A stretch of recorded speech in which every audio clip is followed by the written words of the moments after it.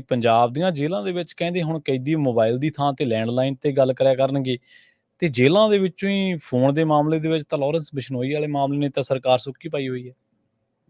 ਦੇਖੋ ਬਿਲਕੁਲ ਇਹ ਬਹੁਤ ਵੱਡਾ ਪਹਿਲੂ ਹੈ ਕਿ ਪੰਜਾਬ ਦੀਆਂ ਜੇਲ੍ਹਾਂ 'ਚ ਲਗਾਤਾਰ ਮੋਬਾਈਲ ਫੋਨ ਵਾਲੀਆਂ ਘਟਨਾਵਾਂ ਜਾਂ ਨਸ਼ਾ ਪੱਤਾ ਮਿਲਣ ਵਾਲੀਆਂ ਘਟਨਾਵਾਂ, ਲੜਾਈ ਝਗੜੇ ਦੀਆਂ ਘਟਨਾਵਾਂ ਜਨਤਕ ਹੁੰਦੀਆਂ ਰਹਿੰਦੀਆਂ। ਦੂਸਰੇ ਪਾਸੇ ਲਗਾਤਾਰ ਸਰਕਾਰ ਤੇ ਦਬਾਅ ਵੀ ਹੈ, ਜੇਲ੍ਹ ਪ੍ਰਸ਼ਾਸਨ ਤੇ ਦਬਾਅ ਵੀ ਹੈ ਵੀ ਕਿ ਜੈਮਰ ਸਿਸਟਮ ਤੁਹਾਡਾ ਕਿਉਂ ਨਹੀਂ ਸਹੀ ਚੱਲਦਾ, ਹੈ ਨਾ, ਤੁਹਾਡੀ ਚੈਕਿੰਗ ਸਿਸਟਮ ਸਹੀ ਕਿਉਂ ਨਹੀਂ ਗਾ। ਸਭ ਤੋਂ ਪਹਿਲੀ ਗੱਲ ਤਾਂ ਅੰਦਰ ਮੋਬਾਈਲ ਪਹੁੰਚਦੇ ਕਿਵੇਂ ਨੇ ਤੇ ਜੇ ਪਹੁੰਚ ਗਏ ਫਿਰ ਅੰਦਰੋਂ ਚੱਲਦੇ ਕਿਵੇਂ ਨੇ। ਇਹ ਦੋ ਸਵਾਲ ਦੇਖੋ।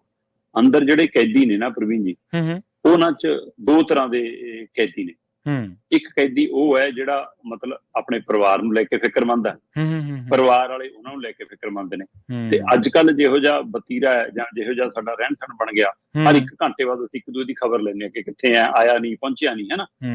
ਉਸ ਸਥਿਤੀ ਦੇ ਵਿੱਚ ਮਤਲਬ ਕਿ ਕੈਦੀ ਪਰਿਵਾਰ ਨਾਲ ਗੱਲ ਕਰਨ ਦੇ ਹਿੱਲੇ ਵਸੀਲੇ ਕਰਦੇ ਆ, ਮੋਬਾਈਲ ਅੰਦਰ ਤੱਕ ਪਹੁੰਚ ਜਾਂਦਾ। ਫਿਰ ਬੰਦਾ ਤਰੀਕ ਤੇ ਆਇਆ, ਕੁਛ ਆਇਆ, ਲੈ ਦੇ ਕੇ ਨਾਲ ਵਾਲੇ ਤਰੀਕ ਵਾਲੇ ਨੂੰ ਫੜੂ ਕੇ ਅੰਦਰ ਮੋਬਾਈਲ ਐਂਟਰ ਕਰਦੇ ਜੀ। ਬਿਲਕੁਲ। ਇੱਕ ਤਾਂ ਇਸ ਤਰ੍ਹਾਂ ਦੇ ਕੈਦੀ ਨੇ। ਦੂਸਰੇ ਕੈਦੀ ਉਹ ਨੇ ਜਿਹੜੇ ਅੰਦਰੋਂ ਬੈਠ ਕੇ ਆਪਣਾ ਧੰਦਾ ਚਲਾਉਂਦੇ ਨੇ, ਕਾਲਾ ਕਾਰੋਬਾਰ ਜੇਲ੍ਹ ਦੇ ਅੰਦਰੋਂ ਕਰਦੇ ਨੇ। ਉਹ ਸਾਰੀ ਕਾਰਵਾਈ ਉਹਨਾਂ ਦੀ ਅੰਦਰੋਂ ਚੱਲਦੀ ਹੈ।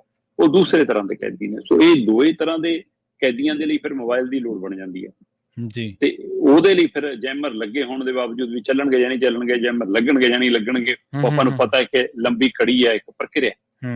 ਪਰ ਜੇਲ੍ਹ ਸਿਸਟਮ, ਜੇਲ੍ਹ ਨਿਯਮਾਵਲੀ ਕਹਿੰਦੀ ਹੈ ਕਿ ਕੈਦੀ ਨੂੰ ਆਪਣੇ ਘਰੇ ਗੱਲ ਕਰਨ ਦਾ ਅਧਿਕਾਰ ਹੈ ਜੀ ਜੀ।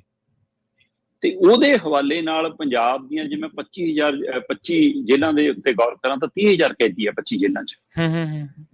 ਔਸਤਨ ਪੰਜਾਬ ਦੀਆਂ 25 ਜੇਲ੍ਹਾਂ 'ਚ 30,000 ਕੈਦੀ ਆ ਤੇ ਹਰ ਵਿਅਕਤੀ ਨੂੰ ਫੋਨ ਤੇ ਇੱਕ ਵਾਰ ਗੱਲ ਕਰਨ ਦੇ ਦੌਰਾਨ 10 ਮਿੰਟ ਮਿਲਦੇ ਆ।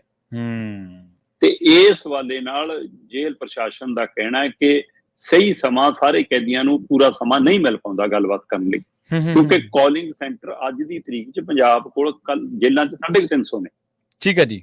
ਤੇ ਹਰ ਕੈਦੀ ਆਪਣੀ ਪਰਿਵਾਰ ਨਾਲ ਸਹੀ ਗੱਲਬਾਤ ਪੂਰੀ ਸਮੇਂ ਲਈ ਗੱਲਬਾਤ ਕਰ ਸਕੇ ਤੇ ਉਹਦੇ ਲਈ ਕਹਿੰਦੇ ਸਾਨੂੰ ਘੱਟੋ ਘੱਟ 800 ਕਾਲਿੰਗ ਸੈਂਟਰ ਚਾਹੀਦੇ ਨੇ। ਸੋ ਇਹਦੀ ਪ੍ਰਕਿਰਿਆ ਵੱਲ ਵਧਿਆ ਜਾ ਰਿਹਾ। ਇਹ ਮੰਨਿਆ ਜਾ ਰਿਹਾ ਕਿ ਜੇਕਰ 800 ਕਾਲਿੰਗ ਸੈਂਟਰ ਹੋ ਜਾਂਦੇ ਨੇ ਔਰ ਕੈਦੀਆਂ ਨੂੰ ਇਹ ਗਰੰਟੀ ਹੋ ਜਾਂਦੀ ਹੈ ਕਿ ਲੈ ਵੀ ਸਾਨੂੰ ਆਪਣੇ ਘਰੇ ਰੂਟੀਨ 'ਚ ਗੱਲਬਾਤ ਕਰਨ ਲਈ ਸਹੀ ਸਮਾਂ ਮਿਲ ਗਿਆ, ਹੁਣ ਮੌਕਾ ਮਿਲ ਗਿਆ, ਤਾਂ ਕਹਿੰਦੇ ਕਿ ਮੋਬਾਈਲ ਦੀ ਵਰਤੋਂ ਘੱਟ ਜਾਏਗੀ।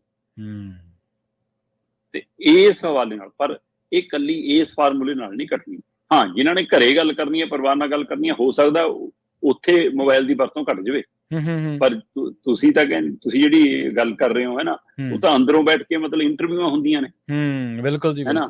ਉਹ ਆਪਾਂ ਇੱਕ ਘੰਟੇ ਦੇ ਹਵਾਲੇ ਨਾਲ ਕਿੰਨੀਆਂ ਕਾਲ ਦਾ ਆਪਾਂ ਰਿਕਾਰਡ ਸਾਂਝਾ ਕਰ ਚੁੱਕੇ ਹਾਂ ਕਿੰਨੀ ਵਾਰ।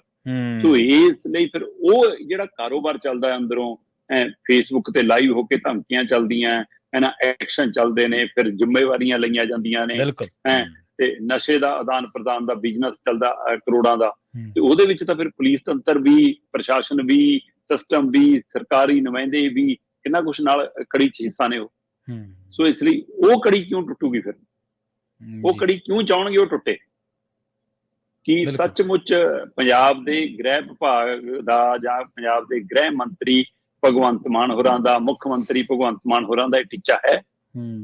ਜੇ ਟੀਚਾ ਹੈ ਤਾਂ ਫਿਰ ਤਾਂ ਉਹ ਇਸ ਦੇ ਉੱਤੇ ਐਕਸ਼ਨ ਲੈਣਗੇ। ਨਹੀਂ, ਇਹ ਬਾਕੀ ਰੂਟੀਨ ਦੇ ਐਲਾਨਨਾਮਿਆਂ ਵਾਂਗ ਐਲਾਨ ਰਹਿ ਜਾਣਾ। ਠੀਕ ਹੈ, 800 ਲੱਗ ਜਾਣਗੇ, ਲੈਂਡਲਾਈਨ ਵੀ ਚੱਲੀ ਜਾਊਗਾ ਤੇ ਮੋਬਾਈਲ ਵੀ ਚੱਲੇ ਜਾਊ, ਪਰ ਉਹਦੀ ਰੋਕਣ ਦੇ ਵਿੱਚ ਅਜੇ ਤੱਕ ਸਾਡਾ ਸਿਸਟਮ ਕਾਮਯਾਬ ਨਹੀਂ ਹੈ। ਆਹ ਇੱਕ ਨਵੀਂ ਆਸ ਨਾਲ ਥੋੜੀ ਜਿਹੀ ਉਮੀਦ ਜਾਗ ਕੇ ਕਿ ਕੁਝ ਹੱਦ ਤੱਕ ਮੋਬਾਈਲ ਕਰ ਸਕਦੇ ਜੇਲ੍ਹਾਂ 'ਚ।